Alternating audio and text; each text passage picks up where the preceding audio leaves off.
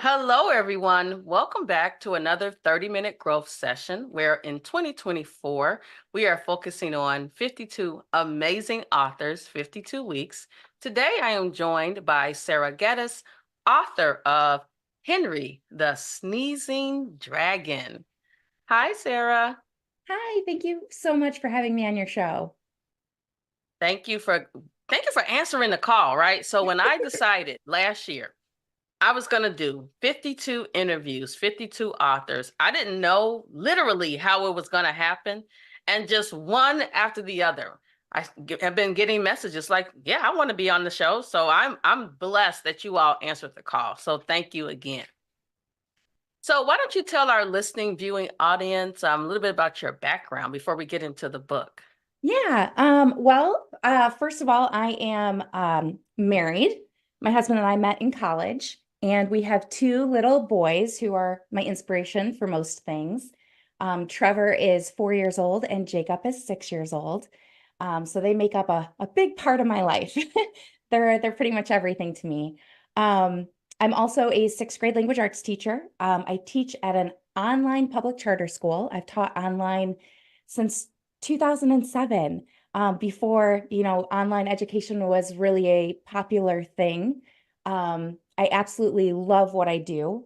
But between spending my time with my boys and, of course, also teaching language arts, I love reading and I love stories. So in the last couple of years, I've also decided to start publishing some of my own children's books, and now I am officially a published children's author. I love it. Well, I think we talked before we started recording that when I was growing up in the city of Chicago, and I actually lived in Chicago, my father took us to the public library every week, it seemed like. And Oh, I love so that. I developed a love for like reading very early on, but I never thought I would be an author. So, I was just going along life being Lisa. And then one day I had this epiphany. You need to share your story, right? And so I published my book, but I don't think I can publish a children's book. However, I think I have something that's brewing inside of me for parents of children. And so maybe not for 2024, for 2025, because I got another book that I'm working on. Oh, good. So what made you come up with the concept for Henry, the Sneezing Dragon? Um, my 6 year old actually, when he was little, even when he was like 1 years old, he would always beg me to tell him stories and not just at bedtime. So I've always read to my kids, but he in particular loved when I would make up stories. And sometimes he gives me topics, and I have out Mars. And so I would do that, in hopes of him going to bed or having a nap. But of course, Jacob would stay up until the whole story was complete, start to finish. So I never had a choice. If we started a story, I was going to have to figure out how that story was going to end. And so Henry the Sneezing Dragon was actually one of the bedtime stories we came up with when he was 2 years old. And it started with him just wanting a story about a dragon. And every time I would like start to get quiet and think I could like take, trail off from the story, he'd open his little eyes and be like, then what, mama? So really, he's the reason I came up with the whole story from start to finish. And it was a story we came up with in one sitting because that little boy was not going to go to bed until he knew what happened to Henry the Sneezing Dragon. You know what? As a parent, and I'm sure that you've experienced this as well. I'm 50. I don't look 50. Um, I think about how my parents were as parents and then how I am as a parent. But I think about our kids and how open and honest and inquisitive they are. They always want to know more, right? They want to know why. They want to know all the things. And I loved it about them because they're not going to take life sitting down, right? They want to know why the things are happening and will question them. And we need that for the future. I grew up in a time frame where it was be seen and not heard, right? So you were like, you're in the room, you were seeing the things happen, but you dare not say a word. So now I have to admit, every now and then for a bedtime story, it should be paired with a little Benadryl, but Oh, that's a little joke that some other mothers and I talk about, during those uh, times where you are, and I was a single parent, when right? you So cannot get those kids to settle down and go to bed. Oh, I yes, understand. yes, it definitely works very well. So talk to us just a little bit because we want everyone to buy their own copy of the book, right? But tell us a little bit about the storyline about Henry the Sneezing Dragon. So let me just tell you, when I first saw the cover and I saw the word sneezing, my husband has really, really, really, really bad allergies. And I was like, I think Paul is the sneezing dragon too, because every day, 365 days a year, he wakes up with this allergy and these noises. And so I'm like, I think that might be a bedtime story that I might be able to make up too. Um, yeah, so this story, when I first started it, it was just, I didn't really know where it was going to go. Um, but as my child kept asking me questions and I started developing the story a little bit more, Henry the Sneezing Dragon is about this dragon who sneezes fire, of course, at all the wrong times, and he's a little clumsy and it makes it hard to make friends. And he, of course, decides he's going to go off and find a friend, which I think a lot of kids can relate to. When my child was Jacob was 2, that's sort of the time period where they're not really babies anymore. They're toddlers, they're starting to make friendships. And as a parent, sometimes you have to go out of your comfort zone a little bit to, meet other moms and go to play dates or mom groups. And it can be really hard, watching your child learn how to make those social connections. So the the story is about how Henry goes off and, the first couple of characters he meets from, a giraffe to a peacock really don't take well to him. Either they're scared of him or they ignore him and he feels a little downtrodden. And at the end of the story, it really talks about finding the friends who accept you for who you are. And you may not always find them right away, but everybody will find their group of friends who love and accept them.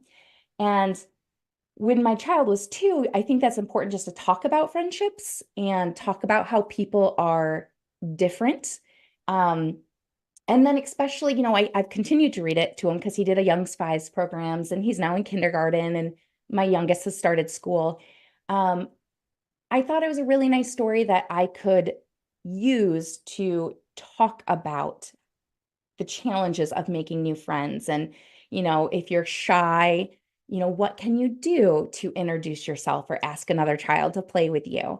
Um, so it was a story that really just helps my kids know that you will find somebody who loves and accepts you, and you will find the right friend for you.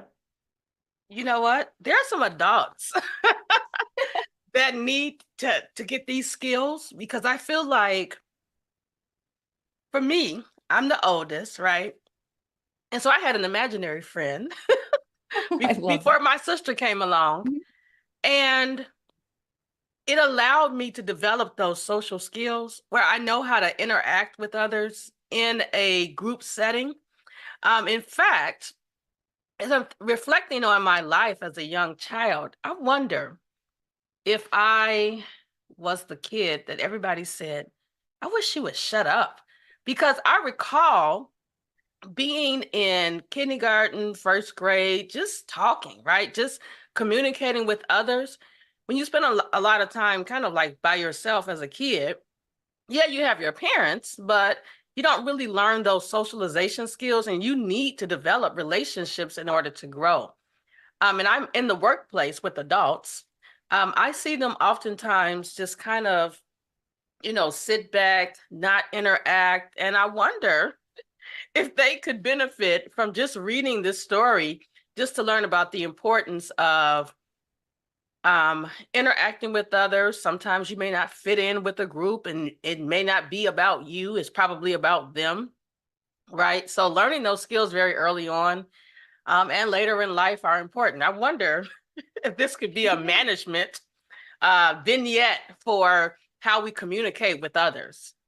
The funny thing is, so I teach sixth grade, and of course I have my two kids. I'm with kids all the time. And I learn a lot from them.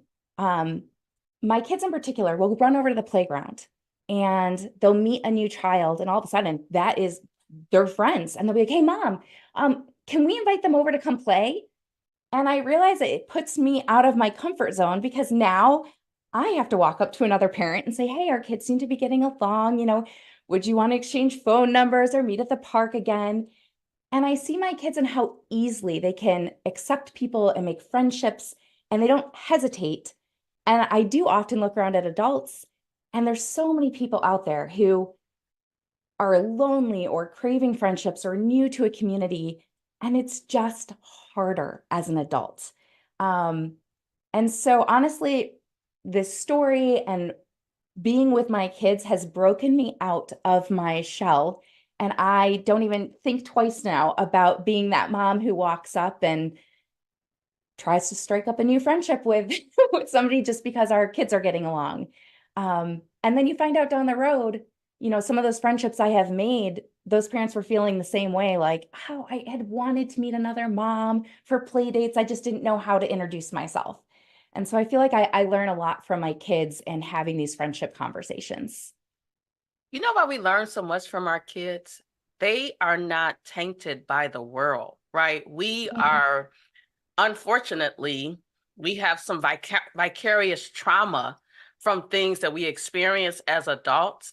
And for the most part, they haven't had to experience those things. And so if they're in a playground playing with another kid, they don't think about anything. They just think about, we're having fun, we're getting along, and I don't want this to end.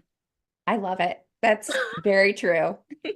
But adults, we have so much baggage Mhm. from the things that have been holding us back that sometimes if we don't watch it, it could spill over into how we, take care of our kids. I'll never forget my mother, when I talk about how she raised me versus how she raised my sister.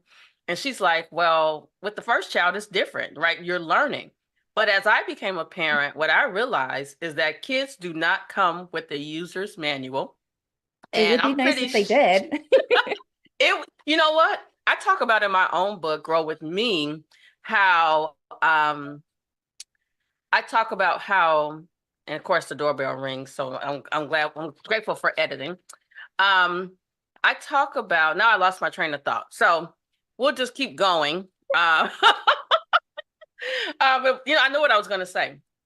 I'm sure both Jacob and Trevor, in their own unique rights, have helped you grow as a mother, as a woman. And kids don't come with a user's manual.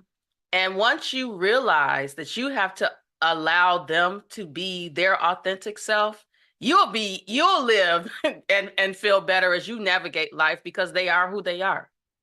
You just kind of help them grow into this adult person from this little person. I know they grow way too fast for me, that's for sure. And I love it because my two boys are just as much as they are the same, they're drastically different people. And my husband and I often laugh about just how different both of the boys approach different situations. Um, but I enjoy it because I learn from it and I have really good conversations with my kids. So And that's so healthy. There are some parents that don't talk to their kids because the kids are, busy with the cell phone. They don't have a book. They don't know how to talk and have conversations. And I think those skills are needed from when you become an adult because you're going to have situations where you deal with conflict, right? And you need to know how to talk to someone else, but also be able to share how you're feeling when you're not feeling so great, right? When you're dealing with some things that you need others to help you with. yeah, that makes me think about um part of reading with my kids is, of course, it's enjoyable quality time one-on-one that I am spending with a child or with both of my kids. And there is nothing better than that. They grow up so fast that I truly enjoy just spending that time with them. But also, when they're so young, you're helping them with their literacy. So when you read to your child, and I think about this as a language arts teacher myself, they're hearing the fluency and the intonation of reading the words. And I love it because I'm watching Jacobs in kindergarten. And so he's learning how to read. And when he sees exclamation points, I see him stop and reread the sentence with extra emphasis. And it's because, a lot of that is we practice it and he hears it and he sees it when I'm reading with him. Um, and it also helps kids to engage in a text. So there's a lot of stories, there are, of course, my own stories, but there's a lot out there like Tickle Monster and a lot of fun ones that are really interactive. And having a child learn how to engage with a piece of text is so important as they move forward. Asking your kids questions about, ooh, which character you like, or oh my gosh, what do you think this character is going to do next? Or how do you think Henry's feeling now that the giraffe is ignoring him? It teaches the kids to think about what they're reading, to make predictions, to even find that textual evidence, even at that young age. My son Trevor, he'll be like, well, Henry hung his head, so I think he's sad. So, like, having them go back and engage with the text, and you think that you're just reading to your child when they're younger, but it is the foundation for their education, for their academics as they grow older. And of course, in sixth grade, I look at those children who love reading, who have found a genre. And there's a big difference between the kids who can connect and engage with the text and the kids who struggle because they can't. And so I think it's, spending that time too, just engaging with your children and teaching them those basic skills with those everyday questions. It does so much for them as they get into elementary and middle school. So, so true. And I hope that parents that are watching this episode really take to heart how valuable and critical reading to them is. But also, there could be parents that are ashamed to read to their children because maybe they struggle with reading. My oldest daughter is 32. She'll be 32 this year. And she is deaf and she's nonverbal. So I never got an opportunity to read to her. But what I was able to do to stimulate her was lots of lights and visual Oh, yeah. cues to help her understand when she needed to potty or she wanted to eat or she was angry. But there's something special about you reading to your child and them hearing your voice. You're also developing that connection, that bond with them that will hopefully, as they get older, they'll be willing to tell you things when they're not going so good. Right. So as they discover themselves and transition into other parts of life, that's such a valuable um way for you to communicate with them. Absolutely. And you mentioned a really good point that not all parents are strong readers.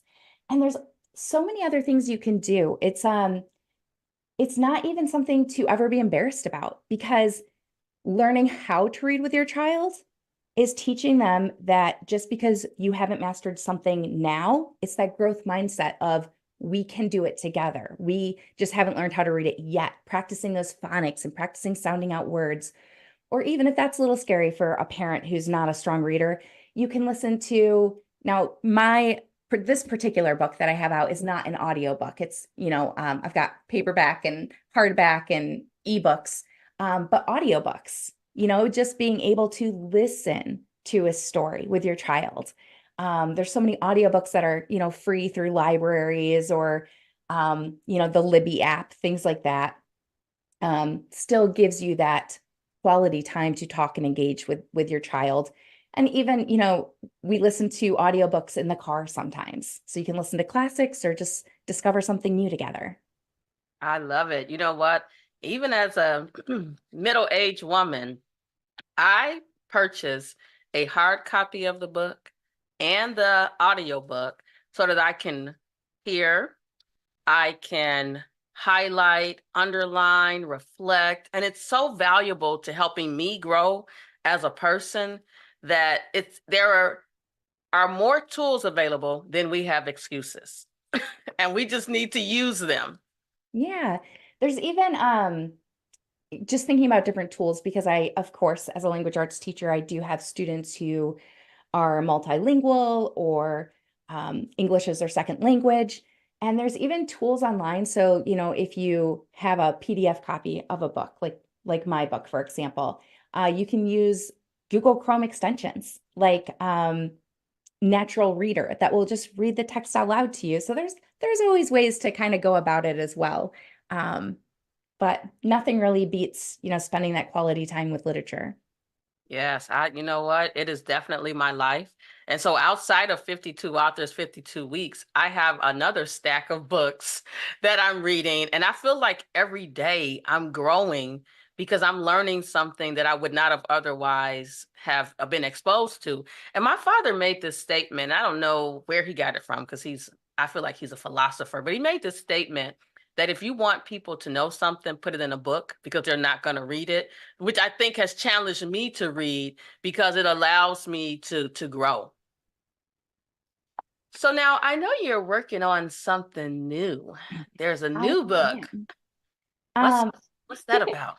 so there's actually a couple things in the pipeline right now. So I've been working with the publishing company Austin Macaulay, and they're the ones that have published my first book that came out in June 2023, Henry the Sneezing Dragon. And of course, that one's just so meaningful to me just because I created that one for my oldest son when he was little. But this new one is called To the Moon, a Jacob and Trevor adventure. And it's both of my boys are very excited because it's partially based on our family. One thing I love about being a teacher is I get my summers with my kids. And one thing that my kids and I do is we have a swing set in the backyard with a saucer swing. It's the kids can sit back to back on it and I can push them. And we always joke around about, when I push them really high, they're like, "We're going to the moon, Mom."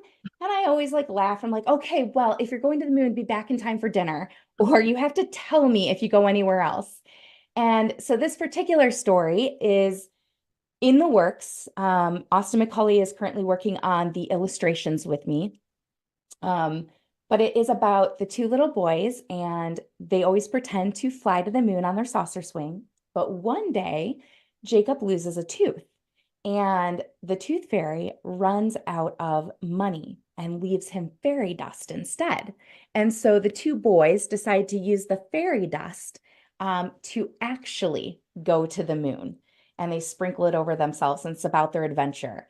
So my kids are very excited because the characters are based on the three of us and a game we actually play in our backyard.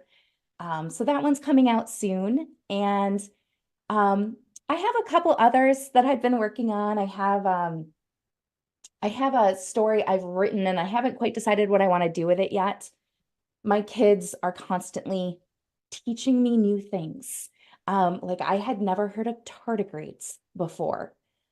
Tardigrade is like this almost invisible insect that lives in moss, but apparently they have once been sent up to outer space. And so, of course, my kids learn this from Wildcrafts, and we start spending time going down the wormhole, looking things up about them. So I've written a story about this little tardigrade called a water bear that becomes an astronaut and flies up into space and all the things he sees while he's up there in the rocket ship. Um, and I'm currently writing one about, um, I'm still in the works. This is probably the one that's taken me the longest to write. It's called The Stowaway Bear. And my boys and I spend a week on Mackinac Island every year. Have you ever been there? No, it's on my list. Oh, it's great. If you guys haven't been there, it's between the lower and upper peninsula of Michigan, and it is all horses, bikes, walking. There's no vehicles allowed. So it's kind of a unique experience. And we always spend a week up there, and we always are talking to the locals or exploring the island. And my son was asking once about a bear. And they talked about how they don't have bears on the island, but there have been bears who have gotten there before. And so before you know it, we've now started a story about a bear named Tully who follows her nose and follows the scent of fudge, which Mackinac Island is well known for its fudge shops, and makes her way over to the island and starts exploring all of the big things like Skull Cave and Arch Rock and the fudge shops in town. And so my kids and I are still kind of playing around with how we want the story to end. But this one's been really fun because I've been engaging with my kids and we talk about the story together and then I go off and write it. And they're like, Mom, read to me. What did you come up with next? So that one's still in the works, but because it's so meaningful to me, because I've been kind of writing it based off my conversations I've been having with my kids, I really do hope that I follow up and get this one published as well, maybe in the next year or so. I love it. So Jacob and Trevor are a large part of your life. Yes. But what are you going to do when they are in the um, middle school, junior high, high school phase? What's Sarah going to be doing by then? Yeah, well, hopefully I'll still be teaching and writing, which I love.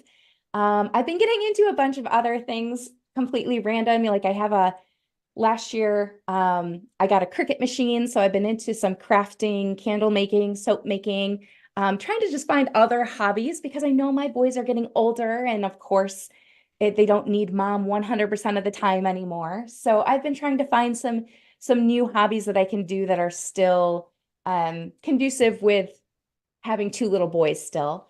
Um, and very random. I have started in 2023. I met this very nice woman named Connie Kinser, and she does casting calls. So I've started doing some background acting work.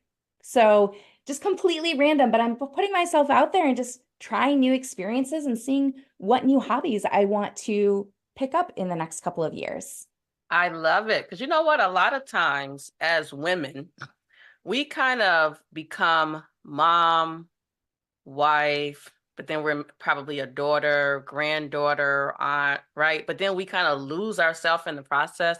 So I'm glad to see that you're already working on some things for the next phase of your life. Because I can tell you, as a person whose children have all left the house, right? You got to figure out what life is after them. Now, they still need you, right? Oh, Maybe it's I hope money that so. they need. Well, you know what? You have this bond, but I will tell you that as a woman who also has a boy and girls, boys kind of transition to different phases of their life where mom is not number one anymore, and that's a little difficult to do. But I believe that Jacob and Trevor are going to be really protective of mom as mom gets older because you've built this bond that is just rock solid. I mean, and the imagination that the three of you have together is awesome. Maybe I should write a book about my little imaginary friend. His name was Sicky. Oh my gosh, that's awesome. You should. Do you know how many kids have imaginary friends? My parents always told me my brother had one. When he's the oldest. So when he was an only child, apparently he had one too. So I don't think you're alone in that. Well, and I remember, and honestly, Sicky died when my sister was born. I think she Oh no. killed him. So I think I could write a little story about Sicky, and it definitely would be entertaining, if nothing else. And I thought for a long time that I was alone with having an imaginary friend, and I gave him a name. I very interesting name. I'm curious where he came from, but So tell our listening viewing audience where they can get a copy of the book, where they can follow you. We'll have it going across the screen so that they can screenshot it or however folks get, yeah. information. But let them know how they can find you. Yes. So Henry the Sneezing Dragon is located on Amazon. Of course, that's probably the easiest for everybody. It's also located Barnes and Nobles, mostly online. I only have like maybe one or two stores that carry me in stock. there's a few other stores who may carry me in stock, but really Barnes& and Noble and Amazon are probably the two easiest. Austin McCulley Publishers also sells my book on their website as well. And if you just Google, I've noticed that in the last couple of months, I've seen it pop up on Target's website and Walmart's website. So it's Henry the Sneezing Dragon. And then eventually, hopefully by the end of this year, it'll also be To the Moon, a Jacob and Trevor adventure. I love it. Well, Sarah, I want to thank you so much for joining me today. I'm so excited that I have the opportunity to meet with authors that have written books for kids because most of my interviews are adults, but the adults have kids, right? And it is my hope that they learn a new strategy that they can use with their kids. I'm sure that there are many moms out there that have lots of stories to tell about their adventures with their kids. I know I have some that they probably want to tell about some of our adventures. I want them to keep them silent because there was that one time in Florida that the kids were like, "Whoa, mom is real." But I don't think we want to tell that story. I think that story needs to stay in Florida. But thank you so much for coming on and being one of the 52 authors. I wish you the best of luck with your future. I'm excited to hear about Trevor and Jacob going to prom. Oh my gosh. Time needs to freeze. I'm not ready for it. You know what? What's so weird? You look up and they're in college and you're like, you were just this little person, right? Who had all these needs. Now, in your case, you got to get ready for this massive refrigerator and deep freezer that you're going to need for all the food that they're going to be eating. I am already aware they're going to eat me out of house and home, especially when their friends come over. So apparently I'm going to have to shop at Costco moving forward or buy in bulk. Yes. And then hide some of the food so that you can, you know, give it to them when you want them to have it. Because if not, you will definitely need to publish about 25 more books to have income coming in because they definitely can eat a lot. Yes. Growing boys, that is for sure. And they're already, even at 4 and 6, I turn around and that cabinet's open and they have like 6 different snacks out. So I'm sure I have a lot to look forward to. Hey, and you'll have more content for future books. Yes, I will. They are definitely my inspirations. Yes. Well, thank you so much for coming on 52 Authors, 52 Weeks. It's been a pleasure having you on today. Yes, thank you so much and good luck with your future interviews as well. Thank you.